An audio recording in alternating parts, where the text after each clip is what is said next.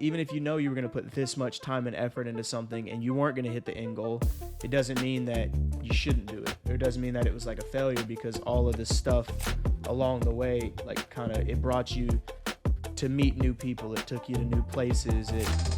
It taught you things that you didn't know about yourself. It instilled values and lessons in you that you can bring on with you, whether you do go pro or whether you do end up coaching or whether you do just work a 9 to 5, whether you do this and that. It's like, if you do truly care about the sport and fall in love with the sport, it teaches you discipline, teaches you how to be a team player, teaches you how to work hard, teaches you how to be selfless, all these things that it's not like the second that you kick a ball for the last time that all that stuff goes out the window.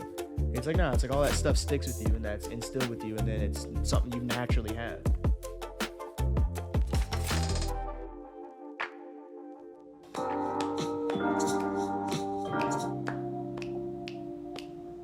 FOOTYPOD 31.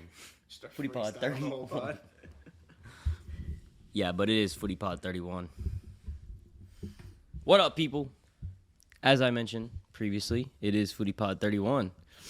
Before we get started, shout out Soccer Innovations. We love them. They make the best soccer training equipment. Oh. We're never going to use anybody else. So you should too.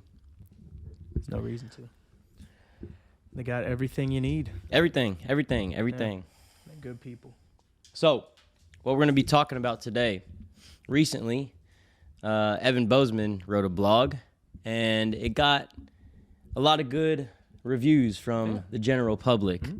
Apparently, people like his blogs more than me, but it's all good, you know? That's the first one I actually felt like good about, you know? Yeah, you poured your heart into that. Man, I was crying over that MacBook.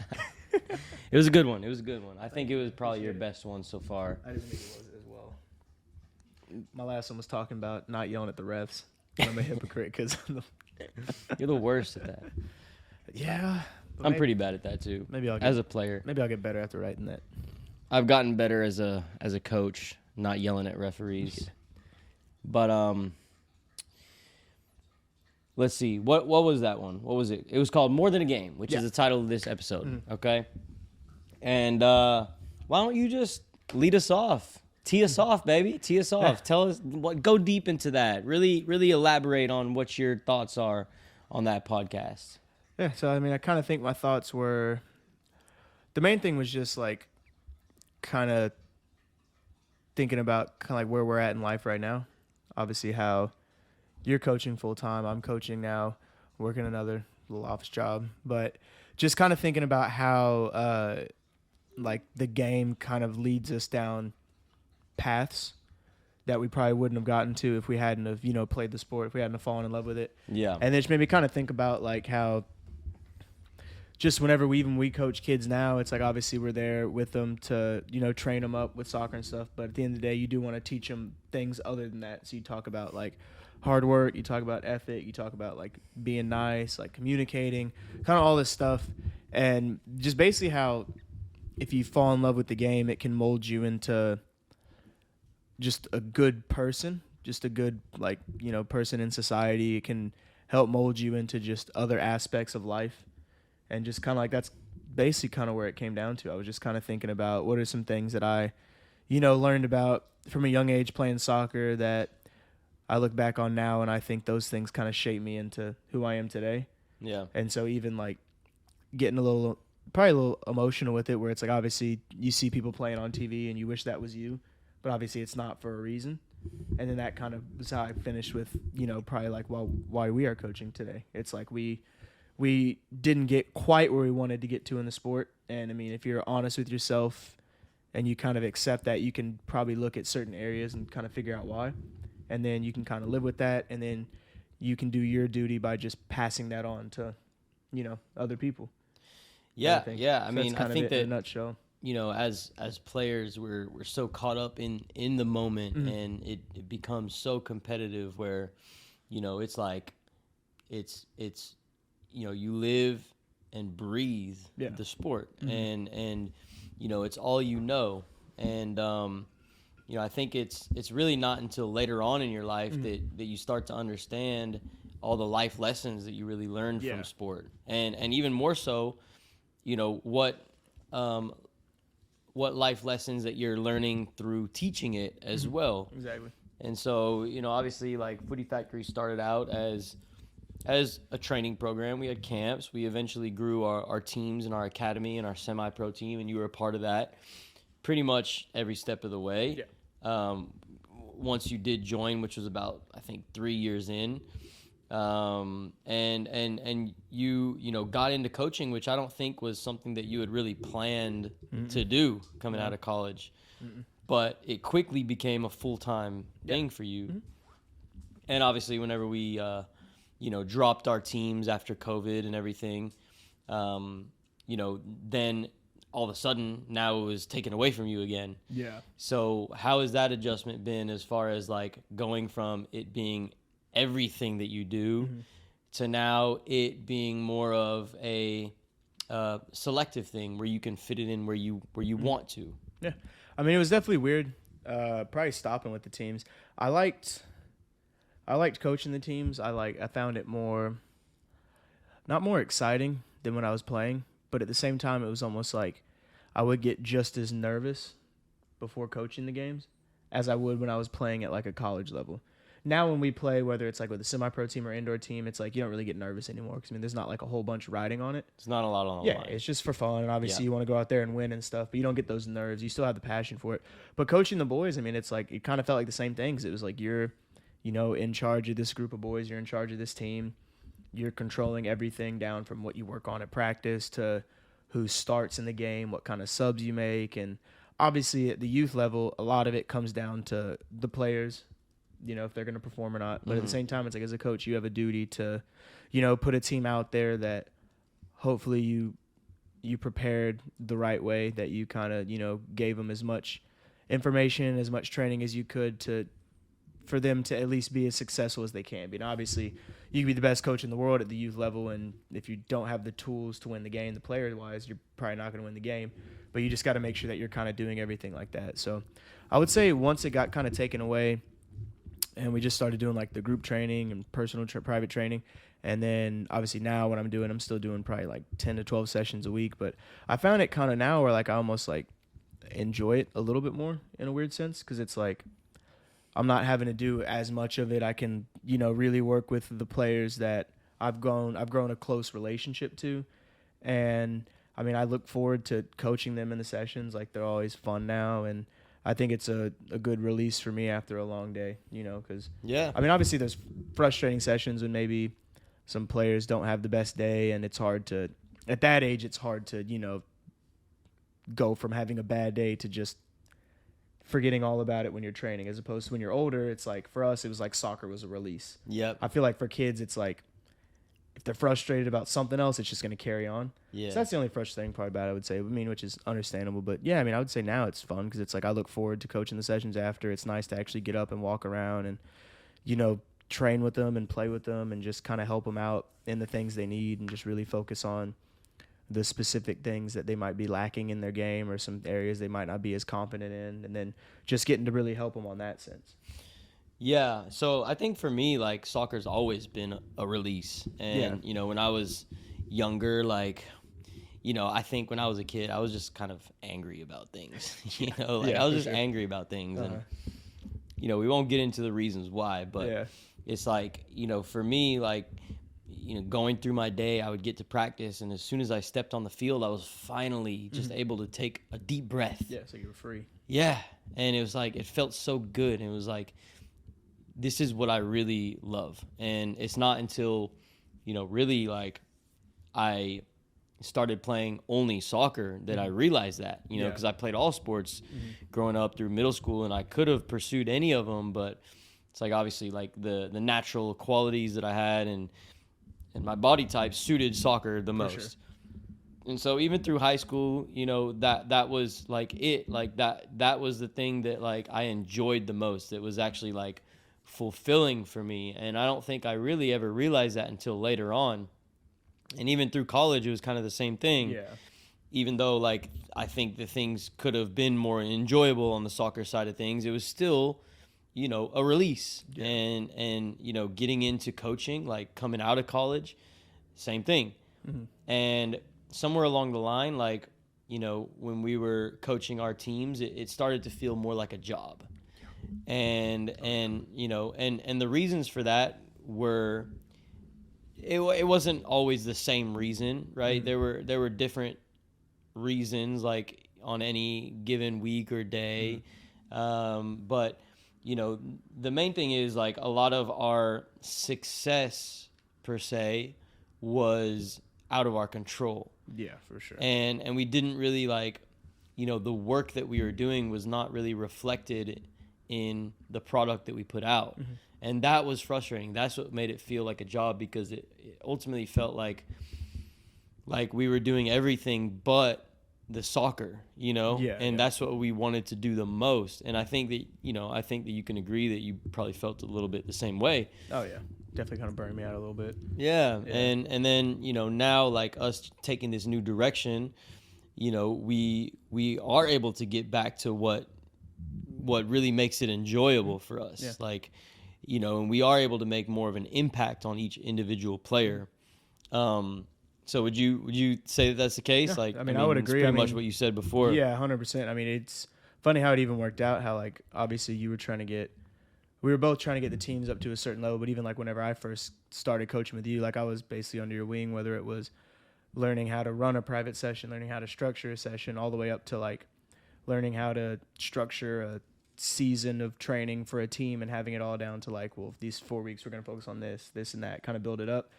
And I would say, definitely kind of getting out of that, kind of got burnt out a little bit. But, kind of it worked out for us in the end, because, we're at a great place with Footy now. You have a great group of boys that you're working with, where you're actually doing all the stuff that you were doing back then. It's just like now it's actually, you can see it on the field. You can actually see it. So it's you're not just running sessions during the week and then, what's going to happen on the weekend? It's like, it's like we worked hard during the week. I know everyone's going to be there. Everyone's dedicated. If everything goes to plan, then we should be successful. Yeah. So it's more of like you're actually out there playing chess as opposed to just like flipping a coin. Or Exactly. Like I'm in much more control of my own destiny. Yeah. And by my destiny, I mean, like, obviously the work that I'm putting out, which is reflected in the team that I have. So yeah, like, of course there are still moments where it's stressful. It's, like it's difficult, like it's challenging. It can be frustrating, but like you said, I get to actually coach the way that I want to. Yeah. And through that, like, we see, like, in anything that you do, there's going to be struggle, but if you're actually enjoying what you're doing, if you're passionate about what you're doing, then, like, you can always keep your mind set on the positive and the overall outlook. Like, at the end of the day, any challenges you face, with that mindset that it's just going to make you better. We can go back to the beginning of the season with my team, like, going through that losing streak that we had.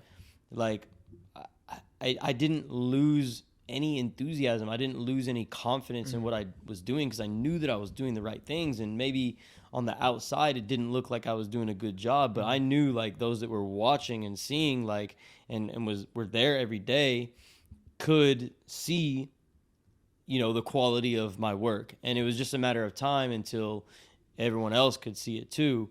And, I was able to keep that same enthusiasm because I enjoyed what I was doing. Yeah. And yes, now, like, there are days where I'm getting up at, real early in the morning, taking care of my personal stuff in the morning, whatever it may be, like getting my workout in, getting my reading and meditations in, and then immediately getting on the computer, doing marketing work, doing administrative work, planning sessions, like, getting myself ready for training sessions in the evening. And then 3-4 o'clock, like, I have 3 individual sessions back to back where I'm driving from one place to another, fighting traffic, and then I have the team training session in the evening where I don't get done until 9:30. I don't get home till 10 o'clock. Where is the time to eat? Where is the time to, take my dog out? Like, it's a lot. It can be stressful, but every single day I finish and I feel like I was productive. Like, I feel like I accomplished something that day. Yeah. And, I think that again comes from the passion for trying to like continue to instill the love of the game and 100%. into that next generation. Yeah. Mm. And so, because you could easily not do those things and then just show up to the session and just, we're just going to scrimmage. yeah, Or show up to your personal training, we're just going to pass the ball around. It's like, no, it's like you putting in that effort, not only into yourself, but also into your routine to where you can get to the point where you can be your best self for them because you care about it that much, because you want to pass it on. Yeah, 100%, 100%. And I think that's the main thing too. Like, working on yourself is necessary. Yeah. And I think that a lot of people, there are some people that do intentionally work on themselves. And there are some people who don't, right? And for those that don't, maybe they view it as kind of like a selfish thing. Like, you're putting all this into yourself, like you only care about yourself, right? But at the end of the day, I put the work into myself so that I can serve others. Exactly. To the best of my abilities. And so I know that if I'm not doing that work on my own, then I can't bring my best self for others. And if I'm not doing that, then I'm not helping them to be, what they can potentially be too. Yeah. And so, that just goes back to the whole topic of discussion here. It is more than just a game. Like, how can you inspire the people around you to be their best self? And I think that was kind of ultimately like, maybe you didn't say it directly in your blog post, but that was kind of what you were insinuating. Yeah. I mean, it literally was that. I mean, because I remember even just starting off the post, it was just talking about how, I forgot the number off the top of my head. It was a low percentage of how many soccer players in the U.S. make it to high school, how many make it to college, and how many make it to professional. And it's like, it's very slim. Obviously, it's growing, which is good. But it's one of those things where, like, you shouldn't look at that as like a negative when you start out playing the sport, but it's just something realistic. Like, obviously, whenever I went to college, you probably had the same thing. It was like, oh, going pro would be cool, but we already went from high school to like not a D1 or not a big D1. So it's like, okay, well, odds are kind of against us now, and it's like, oh, we went to this D2. It's good D2 though, so we'll play semi-pro. Kind of work our way up. This and that, and like the chances that the odds kind of get like slimmer and slimmer and slimmer. Yeah, all of a sudden you're like almost 30 years old. Yeah, same, man. God, I'm old, man. No more knees.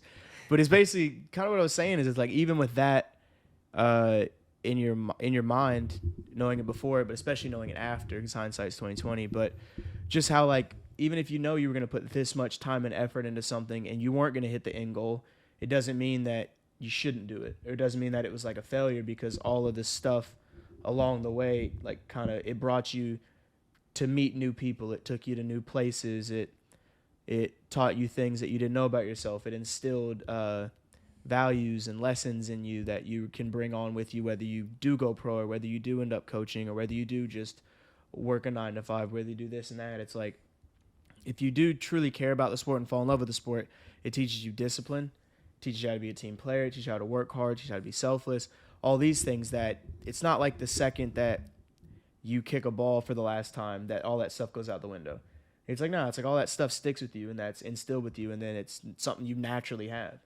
Yeah. When you go on to the next thing. And so, I mean, I think that's probably that was the other biggest point about it, was just like, kind of, if you know something's not going to exactly finish where you had a goal of it finishing, it doesn't mean that everything was a failure. Like, I never look back at soccer and be like, oh man, I failed. Yeah. I didn't go pro. I'm not playing Champions League. It's like, no, I don't think that at all. It's like, obviously I wish I had, but, I mean, if I didn't play soccer, if I didn't go to WT, I wouldn't have met you, It's like, if I didn't do some of the other stuff, I wouldn't be where I'm at now. And it's like, I can't even imagine that right now. You took the game as far as it was supposed to take you. Yeah, exactly.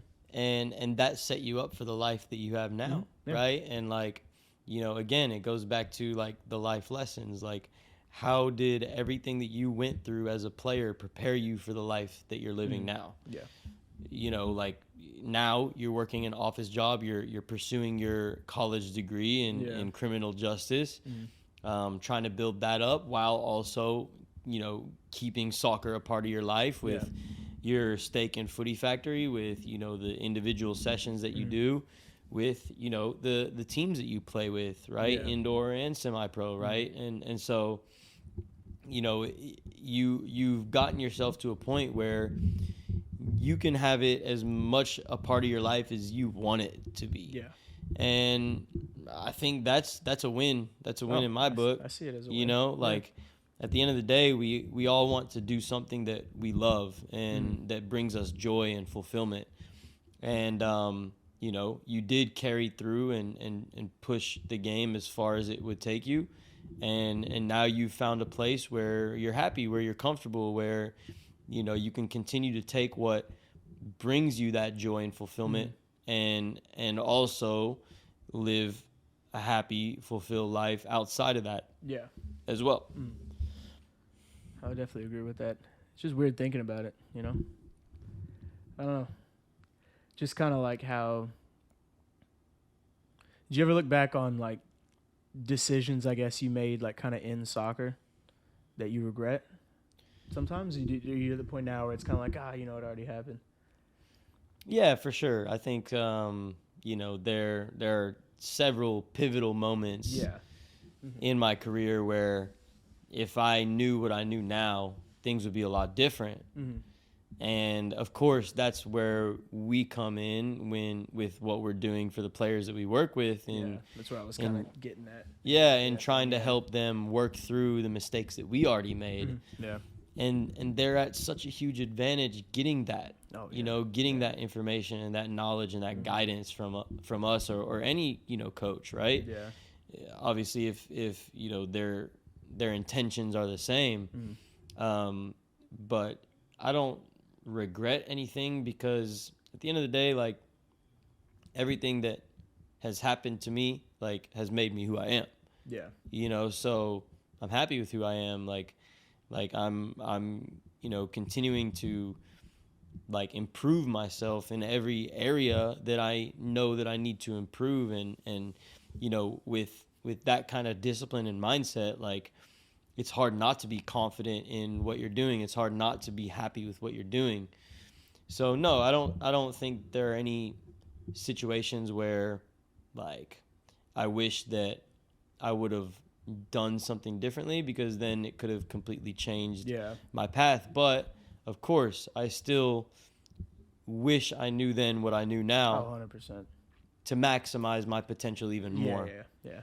And I think that's the cool thing about, like, obviously with us kind of coaching right now is, like, for me, I obviously don't have teams like you do. So in your teams at that age where it's like they definitely need you because you are that voice to them, you are pivotal. And I mean, you can just see it from the change they've already made this season.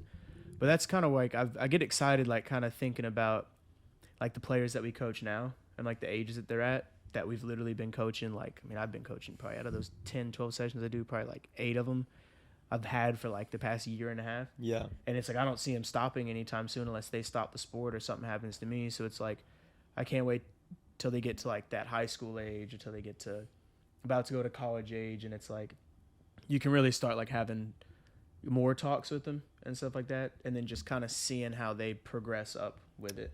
It really is so cool to be able to be that much of a direct impact on someone's life, Yeah, like, even, like, this weekend, like, I got invited to go to that Stars game with, like, Luke and his family. Yeah. And, I mean, think about how random that was. It was not the By invite, the way, but... Juice Mackies, where's my invite? Oh, man. The Juice Mackies, man. It's messed up. It's so funny to think about how we needed a field because it rained, and we went and trained at that turf park, and then he happened to be on the rec team that just came over. Oh, right, yeah. And it's like now I'd say that's probably, like, one of the boys I'm closest to I've ever coached in my life. Oh, I have so many stories like that. It's just weird how it's, like, little stuff like that, The one that comes to my mind, I mean, there are so many situations just like that, but I don't know. For some reason, the one that comes to my mind first is, Ethan, who played on the same team as Luka. Yes, that guy.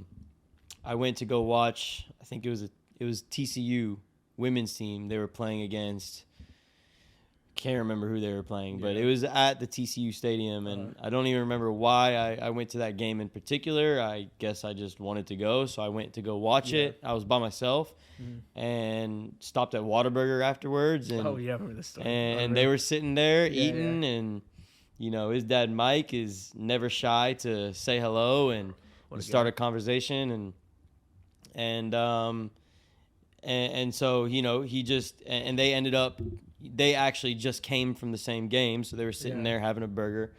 You know, I was sitting by myself having a burger a couple tables down, and you know, he strikes up a conversation, and we just get to talking. And you know, they live out there in Hearst area, and they ended up committing the next 3-4 years of their lives, like commuting from Hearst to Richardson and back, sometimes up to 4 or 5 days a week.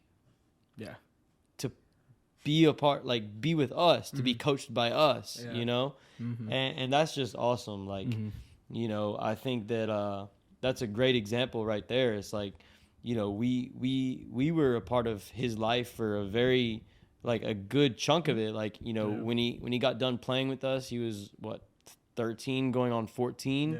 Maybe had already turned 14. He spent 4 years with us. I mean, that is a third of his life at that point. It's weird to think about. It's a third of his life. Like 33% of his life he spent with us. I mean, it's probably the most pivotal parts of his life. Very formative. Shaping him into like a young man. Yeah, those are some formative years right there. And I think that we instilled some values and some disciplines that are going to help him be successful later on down the line. Of course, like, you know, the idea behind what we were doing originally with our Footy Factory teams was we wanted to take them at 6, 7, 8 years old and work them all the way up and build them into professionals through our professional team and continue to feed them up through the system.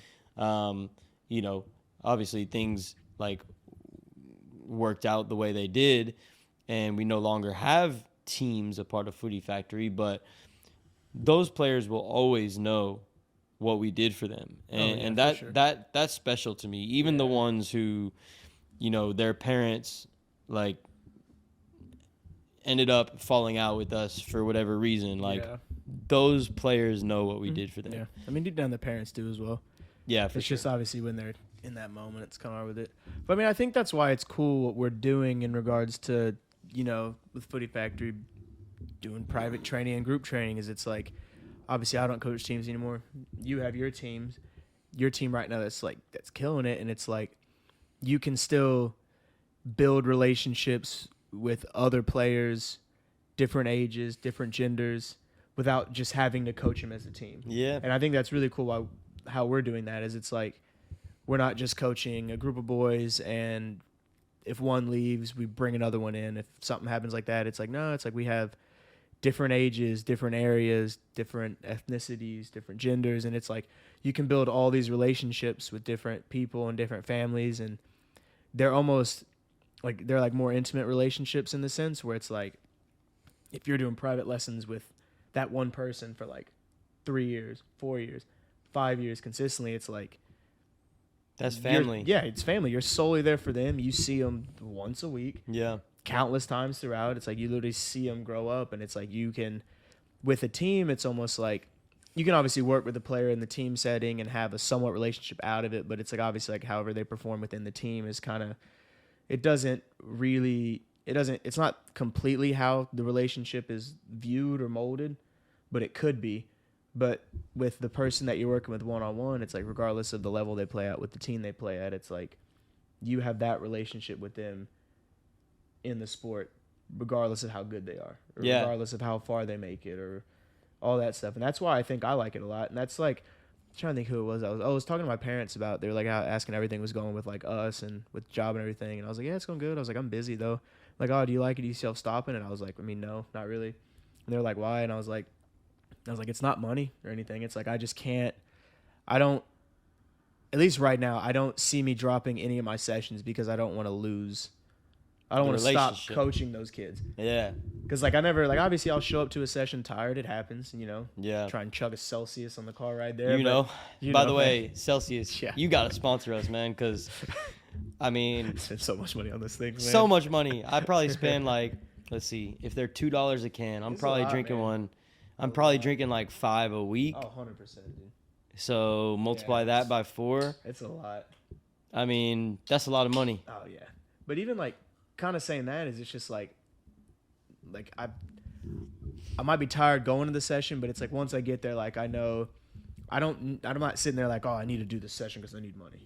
It's like, oh no, I want to do the session because I know what I need to work on with them, because I want to see them succeed and I want to help them do that, you know. And it's also I have the relationship with them, get to talk to the parents before, get to coach the player, get to have fun with the player, kind of ask about how they're doing and stuff like that. So it's almost like doesn't even feel like a job really at that point. And that was, I think, the one reason why I kind of got tired of coaching the teams when we had them, was because like it literally felt like a job. I think if I was coaching the team you were now, it wouldn't feel like a job, because obviously it's a job, it's a big job, but it's like it doesn't feel like a job. You're literally about to play in Dallas Cup next week. It's like it's exciting. Yeah, you know that competition is what gets me going. Yeah, and like I was so happy whenever I saw that picture and you told me you got the qualification for Dallas Cup. I was like, yeah. Because I figured you'd coach there eventually. I didn't think it was going to be this year. It happened fast, man. It happened fast. Yeah, it did, man. Like, we went from being completely written off by everybody to now, like, they got to respect us. Oh, yeah. You know, and it is a job. It is a lot of work. Like, I do spend a lot of time on that team that I don't get directly paid for. Yeah, so, like, of course, like the financial aspect of it is important. And so, like, you know, yes, I do private sessions to get paid for it, right? Sure. Like it is my job. It is, you know, the way I make a living and support myself. And you know, like, so there is that side of it too, but it's also something that I enjoy doing, you know? And I think that, you know, sometimes like there are moments where like I can feel myself getting distracted or, you know, whatever, like maybe it's, you know, that I'm thinking about like my team session that night or games or, you know, the countless other things that I'm getting behind on, right? Like with the marketing, with the administrative work, with the business expansion, like there's a lot on my plate. And so like sometimes I do feel myself get distracted, but I can, once I just like, if I'm on the field, if I just like take a deep breath and look at the player again, I can always bring myself back. Oh yeah. And I can always like get myself to the point of like, okay, remember what you're here for. You're here for this player. Like this player needs you right now. Mm-hmm. And I have to make sure that like I give them my best. I give them my full attention for this full hour. Mm-hmm. And, you know, my schedule is just so busy where I don't have the time to go watch as many games as I would like. And, you know, maybe like spend as much time with my clients outside of training, which is a good thing because, you know, I do need my schedule to be full to make sure like I'm bringing in enough money to live. Right. Uh-huh. But of course, like I also miss out on some of those things that really like instilled that, you know, personal relationship that we had with our players in the beginning. And so, you know, yes, like me being in the position I'm in, I'm getting a lot more like people reaching out for private training, and I'm just not able to handle everyone that reaches out. And I'm saying, if you're listening, you want to work with us, we'd love to have you on board. Yeah. We're literally at that point. We need more trainers, guys. So like if you're interested in working with us, we have a lot to offer. We can give you free marketing. We can help educate you. We'll be there holding your hand every step of the way. But there is just a lot of leads that we're getting that we just cannot handle ourselves. And so, you know, with that in mind, like, yes, there are times where it does get stressful, but I always remember, like, you know, what I'm actually doing. Like, is there anything else I'd rather be doing with my time, like for the money that I'm getting for it? Absolutely not. I mean, like there's nothing else. And all it takes running a company or being like a VP of something, and just chilling, right? Having everyone else do it for you. And, you know, that is what we're trying to, you know, eventually build Footy Factory to the point of course, we'll always have the clients that we work with on the field, but we want to automate Footy Factory as much as possible so that, you and I can live like fulfilled and free lives. I'm trying to get one of these kids on a Champions League team, man, honestly. Just fly me out. That's all it takes. Just one. And I mean, if you look at every player that we've worked with in the past, like every single one that we worked with consistently over a period of time, all of the academy players that we've had, all of the players that, we've trained individually on a consistent basis are now playing at the top levels of their age group. And that's a testament to the work that we do, the attention and care that we put into everything. It's not that we just know more than other people. Like it's not that. Of course, like I'm confident in like the quality of our work and the quality of our training and the style of our training. And, I do think that we know how to like develop players and how to get the most out of players on a mental level.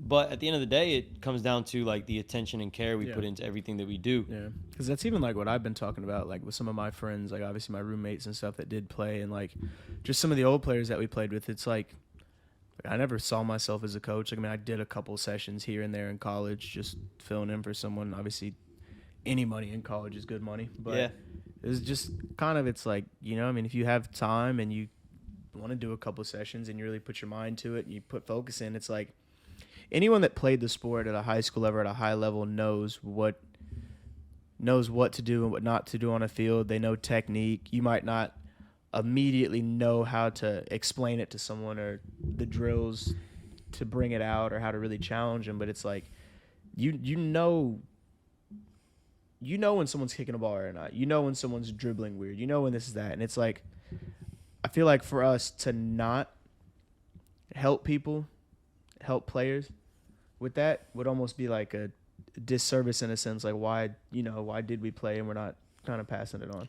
And that was the other thing that I finished on, and that was, it was like just like, even if, because you fell in love with the game, it was just, I forgot the last sentence. I was proud of the last sentence, but it was something just like you fell in love with the game. Now you need to just do your best to like kind of help carry it on and help like other people fall in love with it. Because that's the least you can do for it. I mean, it's not as eloquent as you wrote it. Yeah. Let's find it. Let's find it. Oh, we got it right here. Thou shalt pass game on to thy loved ones, and they shall love it too. If this is the least that we can do, then it is the best way to pay back the sport that gave us more than just happiness, a sport that gave us a purpose. Yeah. It's beautiful.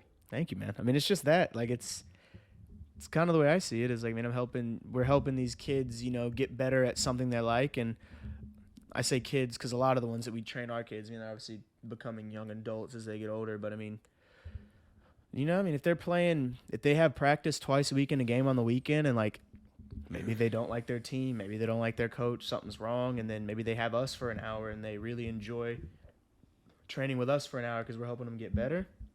We might be the ones that kind of help them stick with the game, Yeah. We might be the bright light. And even if we just help someone get a little better and then they stop playing eventually, like, hopefully we just, at least in the sessions we had with them, taught them how to work hard, how to do all this and that. And, we did everything we could do. It's essentially the same. We don't have to turn this to a religious podcast, but it's like the basis of religion, where it's like if you believe in something, then you need to go spread it. Yeah. And that's essentially what we're doing with soccer. It's like we know that this sport is a beautiful sport. It's the most popular sport, and we're spreading it in a positive way. And I think that's, it's the least that we can do for it, It's well put, Evan. Well put. Man. I think about that all the time. Like, like I mentioned earlier, like, is this really like what I want to be doing? Yeah. And would I rather be doing anything else? The answer is no. So if the answer is no to that, of course, then what I want to be doing is this, right? Like, we were blessed with a certain and specific talent, and it's our responsibility as humans to pursue the talents that we were given. Yeah. And yeah, like, I think that you know, like you mentioned with the players going to training twice a week, going to their games on the weekend, like it can feel almost like a job at the end of the day, and it can feel like a job for them a little bit too early. Like for the kids that I work with, Well, yeah, I mean, like my team, like it is a job for them at that level, at that age. Like it is now a job, but they need it. but they need it, right? Yeah. And so, you know, when you're working yourself up to that level, they need to develop that passion and the love for it, because that's what's going to get them through, you know, the struggles later on. Yeah. It's like the podcast that we had with Soccer Dave, like it goes back to that, you know, like the love, the fun of the relationship that you have with the ball, with the game is ultimately what gets you through the adversities that the sport offers later on. Yeah. Which is inevitable. And at that level, yes, it is a job, but up to that point, it shouldn't quite be that yet. And, you know, for a lot of them, it already is too early. And so for us, what we're able to offer them, of course, we do work with other more, you know, elite level players that for them it already is. So they understand how to work through that, and they understand like the reason that they're with us. But, you know, for others that are a little bit younger and not quite at that level yet, you know, maybe they're very good players, but, you know, they're not quite like at that level. For us, it's almost like a release, you know, they're able to just get back to learning how to enjoy the ball, enjoy, you know, the fundamental, you know, techniques of how to play the game. And that's where it starts. That's where it starts. You know, I think that like on top of that too, the things that we're teaching, like, you know, the focus, the discipline, the work ethic, you know, the attention to detail within sessions are what ultimately like help them be successful in anything else that they do too. Yeah. And that's super important. Like, and that's something that, you know, maybe like they, you know, aren't being, they aren't necessarily challenged in that way in their team environment, right? But like in our environment, they are. And so because of that, it helps them be more successful in their team environment, which helps them, you know, quickly develop their game. Yeah. And every client that I work with, like, it's almost like the same thing that I always hear. It's like after the first 2-3 sessions, wow, we've noticed such a huge improvement. And it's like, you know, we've only had 2 sessions. How much could the player have actually improved in that time? Even tonight when I was coaching out in Wiley with the BVB boys, shout out to Cam. Cam Brown. It's like half my dog. Right now, just all BVB. Yeah. But even one of them came up. His name, do you remember Wilson? He trained, he even came up and he like introduced himself because it was back whenever I tore my meniscus, and he like reached out for training. I was like, oh, I can't do anything right now, but go with Sean. And he was even talking about how like just like after like 4 sessions with you, it was like parents on the sideline are like, oh man, like, noticing a huge difference. And like it's the same as like if you're in school and you're struggling, you don't just struggle, you get a tutor. Yeah. And it's like a lot of the time some of the players we get are the ones where it's like they were maybe playing a lot on their team, and then for some reason they're not as confident, or they aren't playing as good as they normally are because maybe everyone else in the team is passing better and they're not. So now they were one of the better players, but they're off the field, so they might not be as happy. So, I mean, they're fortunate enough money-wise, you know, they can come and train with us, or they can get a group together if they don't have a lot of money, and they can get a session and they can do that. And it's like just focusing on those little small things that a coach like you or a coach that has 4 or 5 teams might not have time to work on them with, but they understand that they need it. Yeah. After they do some training, you focus on some little things and fine-tune some stuff. It's like suddenly it's like that spark's back, the confidence is back. They're back on the field, and then they're loving it again. Yep.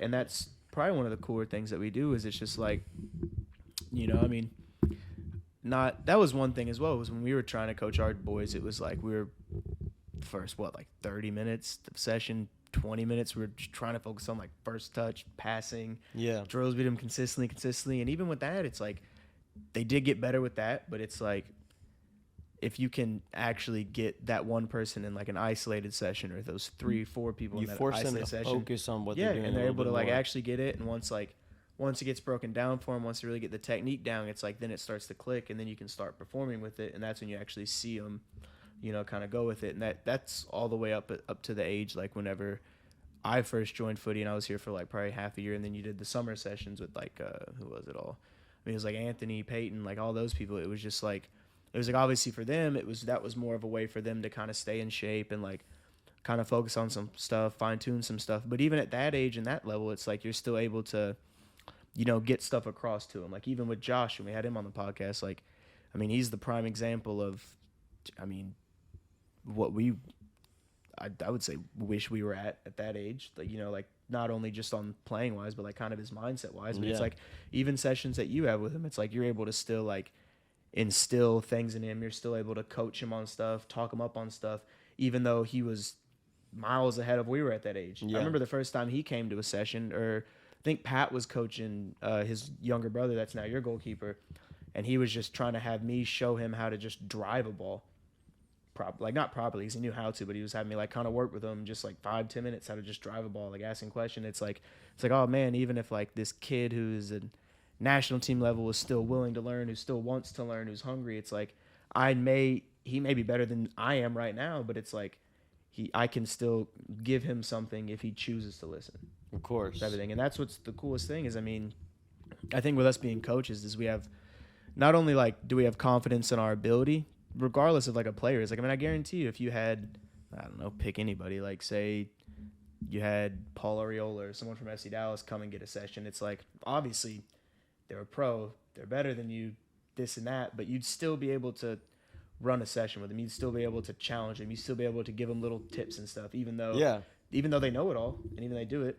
But then those are the players where it's like they're there to get a session, they're there to work, they're gonna listen because they want to take something want to get from better. you. And you can get anything out of whatever you choose to get from it. So it's the same as if whenever like players come and train with footy and then they go and train with someone else, they train with Master Yoga, they train with whoever else. It's like that's not something that we prohibit. We don't.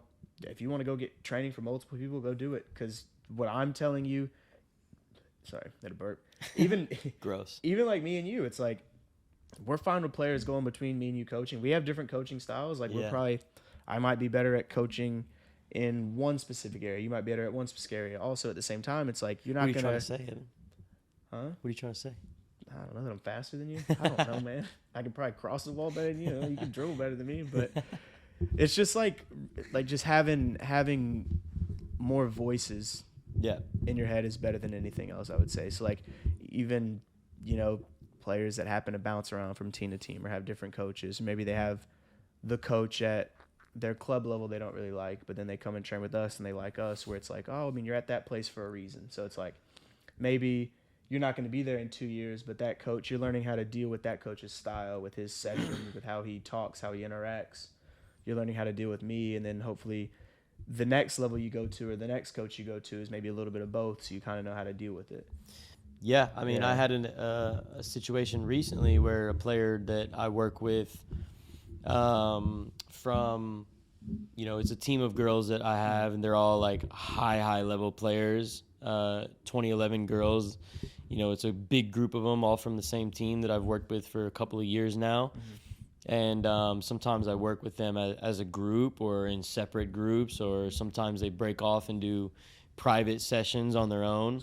Those are ballers, man. Really, really good players. I even coached a couple of them when you were out of town. And Really good players. I mean, they can do anything that I ask them to do. And like their sessions, like they know how to have fun. They know how to have a good time. Mm-hmm. But it never sacrifices from the quality and the level of their training. Like it's always a high level. Yeah. They're always competing with each other. And, you can tell that there is a highly competitive environment that they've created in their team. Yeah. And that's good. That's good. Mm-hmm. But the reason I bring that up is because one of the players recently, I had a conversation with her mom about like just the fact that she's kind of low on confidence right now. She's not, really enjoying herself as much as she used to because she's not getting as much playing time as she used to. She used to be a starter. this past year they brought a couple of new players in, and one of them in particular has kind of taken her starting spot, and she's not getting as many minutes as she would like. So they're contemplating whether they want to continue with that environment or maybe find a different situation for her. And I just talked her through a bunch of different scenarios. Like, okay, does she really want to play at a high level? Yeah. If she does, you got to stay with that team. 100%. You got to stay with that team, because at the end of the day, yes, maybe she's out of form right now and her confidence is low right now, but I promise you that coach is not putting her off to the side because he doesn't believe in her anymore. Yeah, no, she's got to find her confidence and work through this situation and start to find her form again. And once she starts playing well and makes more of a competition for that spot, I promise you she's going to get more minutes. Yeah. Because that's the way that it works, right? 100%. You play yourself in or out of the team. Yeah. And so any player is going to go through moments like that where you're in form, where you're out of form, even at the top level, unless you're like, Messi, a world-class player, like you can, like Messi can maybe have a couple of bad games, but he's still going to start and play 90 minutes. Oh, yeah, because he's earned the right. Anybody else, though, like you have a few bad games, someone else is taking your spot. Oh, yeah. Like it, that's the way that it works. And so, like, yes, she's being introduced to that environment like a lot earlier than most, but it's because she's on a top team. Yeah. And so, if that's what she wants, then she's got to just keep fighting and keep going, and maybe doing more private sessions, because she told me like she really like enjoys the sessions that she has with me. Like she, is pushed, but it's always positive. And because of that, she comes away from each session feeling a little bit more confident. And so it's like, well, if that helps her, maybe we need to get on a more consistent schedule with it. Like, the more sessions that we have, the more confidence that she can get, and that'll carry over into her team sessions. But if she has, 2 team sessions every week, and then she works with me once every 2 weeks or once every 3 weeks or whatever, well, obviously in that environment, she's not feeling as confident. Yeah. So what's gonna be the more overpowering feeling? Well, it's, the lack of confidence, right? The more private sessions that she gets, or the more, if she just spends more time with the ball on her own or whatever brings her confidence, right? Like the more you do that, the more that feeling will start to take over. And so, I encouraged her, like, stick with it because, I know the girl that she was talking about that's playing over her right now. I only had 1 session with her, but I could see from that session, like, that is a very, very good player. Yeah. So, what I told him was, like, you shouldn't be intimidated by that at all. Like, use that as motivation, as fuel. What can you learn from that player? Same way you can learn something from any coach that you work with, any trainer that you work with. What can you learn from that player? How can that player help you be better? Because, like, I use this as an example. Like, me personally, I didn't really have too many coaches. Really, like, I can probably count 1 that I actually, like, got something positive from. Yeah. The rest of them was all, like, didn't really help me, but I learned things that maybe I didn't need or didn't want to be as a coach when I got older. But what helped me the most was the players that I played with. Exactly. Like, I learned so much from the players that I played with. Because you got to think about the way it could be. It could be like the other way around. It's like she could just be there and not have to challenge for a place. Yeah. And then at that point, maybe it's like, we don't need sessions with Sean anymore. Like, I don't need to go in the backyard and I don't have to get better because I'm already there, Yeah. It's like, So that should be a catalyst for growth. Exactly. It's like that quote where it's like, if you're the smartest one in the room, you need to find a new room. Mm-hmm. Something like that. It's the same thing in regards to sports. Like, obviously you'll get to a certain point where you're at the top of the top that you can be for your age, but it's like, nah, everyone should be at a place where they struggle a bit, or where if they have a couple bad games and they get taken out and they got to get back in. And I think it's good, like, at that age especially, that they are learning it. And if they're able to recognize it, like, it's not like they're like, coach isn't playing me because I'm not because he doesn't like me. Yeah. It's like, no, I mean, That's it's like at never that the age, case. they can realize it. And like, that's when they really decide how much they like the sport is, if you and I play on the same team and you're better than me and I'm not playing at right wing anymore, it's like, if I can actually look at myself in the mirror and be like, oh, well, I know I'm not playing because Sean's better across the mirror, he's a better dribbler. It's like, okay, well, I know what I need to work on. Yeah. Because I'm sure I do at least something better than you. So then if I can at least get near you on those other things or get really comfortable on those things, then I can, fight for my spot again. Yeah. And I think once you see that adversity or once you see that challenge and you choose to not run away from it and you choose to stick with it and you enjoy it still, and then you're able to actually get it, I think that's when you really truly fall in love with it. Yeah. And just going back to that point, like, you figure out whether you really are about it, whether it is really something that you want to do. Maybe it's not something that you want to pursue. Nothing wrong with that. Nothing wrong with that. Yeah. But the earlier you learn, the better, right? And so maybe like another environment is better. Like maybe, that's the best situation for her because, she just wants to like, be a good player, right? Yeah. And play at a good level, but not really like pursue a professional career. Yeah. And that's totally fine. Oh, yeah. But what lessons have you learned from everything that you've done, and how is that going to translate to the rest of your life? And like you said, like, surrounding yourself with people that are better than you is only going to help you become better too. Yeah. And that's just one lesson that you can learn. There are so many things that you can take away from sports. And I think that, that's something that all players should really start to look for more, and not just like look back on later. It's like right now, what can you look for? What are the things that you can translate to every area of your life? Yeah. Yeah. And I mean, literally, you just tied that back into the whole blog post. Yep. And it's funny because I think all that ties into the last podcast. Is obviously the player needs to start looking at all the things that go on throughout their soccer career, throughout their sports career in general, as life lessons. The coach is definitely going to be, trying to instill that in them. But then who do they see more than anyone else? It's the parents. Yep. So, if, like we said last week, if you're having a problem with the coach, you're going to let the parent go talk to him, or you're going to figure it out yourself. And like you talking about that one girl training, it's like, I mean, you talked to her parents, y'all talked about the options. I'm sure they went home, talked to them about it, came back to you with an answer, and decided, hey, we're going to train more. Yeah. And it's like that. It easily could have been, no, you're leaving this team. Oh, no, you're doing this. But then what are you teaching your kid about life? When something gets tough, they can just change teams. Yeah. So when they get a job, are they just going to, they just going to quit?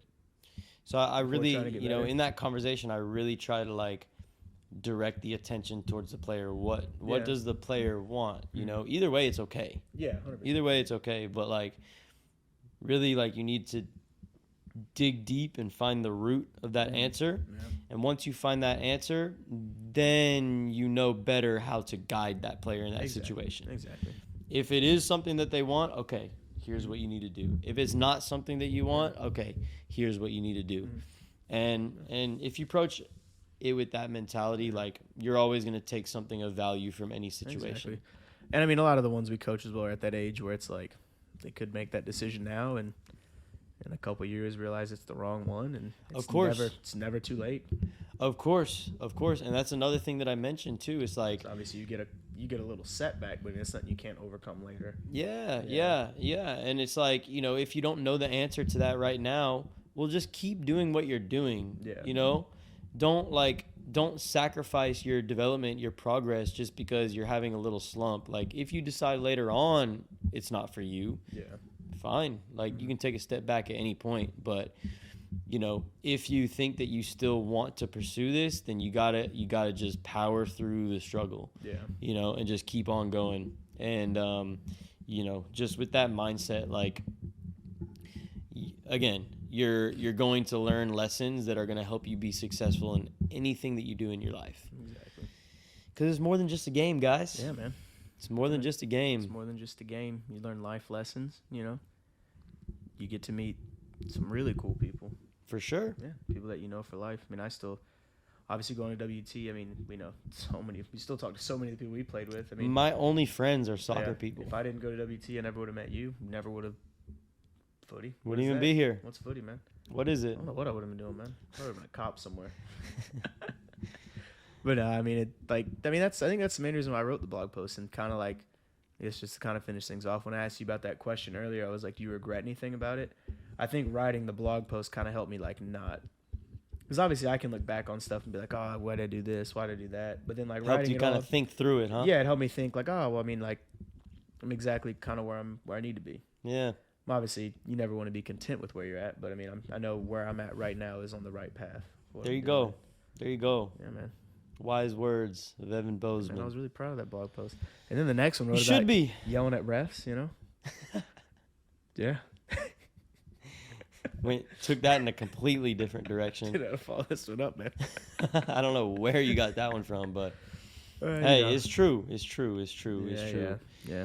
The referees are just there because they love it too. So There's a lot leave less them than that. alone, Hey, guys. and that's also more than a game. I mean, that's also another path that I'm sure a lot of refs go down. Yeah. I mean, hey, if you can be patient with refs in a game, and you have a job, and you are willing to help kids, and you think you'd be good at being a ref, by all means, be a ref. Because I mean, you can tell there's some out there that think it's just about them. And that's one thing I didn't get into in the blog post. Mainly talked about how like they want, some side money. They want to kind of like just do it. But I mean, hey, there's some refs out there that like, especially at the youth level, like when they like actually stop and explain a foul real quick or tell them why they call it, did that. They're And actually those trying to ones we teach. appreciate it so much. And For it's like, sure. and those are the ones where it's like, okay, they get it. Yeah. They get it. The ones that like are actually trying to help, the ones that aren't making it all about them. And I mean, that's another way that you can spread the love for the game. For sure. The ones explaining it to them are the ones. I would never do it. Yeah, I couldn't. Nope. Man. I'm not gonna lie to you. I think I would just let them play until something bad would happen. And then Yeah. the game would be out of control. It's a very thankless job, but Oh, for sure. referees, we don't say it enough. We appreciate you. There you go, man. So that's it, guys. More than just a game. This is Yeah. FootyPod 31. Before we let you go, if you see this shirt that I'm wearing, it says Footy brand on it. We got a summer collection coming out. It's going to be It's hot. nice. We got the split hem on this pocket tee right here. I don't know if you can see that. Plethora of Fits colors. nice. It's nice and soft. And we Stylish got, as well. It's not like just the shirt you just go wear to work out. You can go that to the restaurant, wear that. Oh yeah. This Throw is that on- summertime tee. Throw for that on sure. some jeans. Go out, Summertime. grab a couple Summertime drinks, tee. go to dinner. We have this in beige. We have it in white. We have it in gray. We have it in black. Tell them what else we got, Sean. We got some socks. There you go. What else we got? Nice crew socks. They fit well. Yeah. They're very stylish. It's like your Nike socks. They look better. You rep the brand. And probably cheaper too. Yeah. Yeah. And What else we got, Sean? for the summer, let's see. We have some things that we're going to be rolling out in the fall because it's a little bit too hot for those items. Unless you're in another state or country where it's cold, talk to us. Just DM us. Yeah. Hit us up. Hit us up. We might be able to work something out for you. Yeah. But we also have some joggers. That's a soft J on the joggers. Is that how it's going on the website? That's got to be how it goes on the website. Yeah, we got the joggers with a soft J. There you go, man. Those come in light gray, and then we also have leggings for the ladies. Those are good summertime items. There you go. So we're gonna be releasing that summer collection here pretty soon. Stay tuned. Follow Footy Brand on Instagram.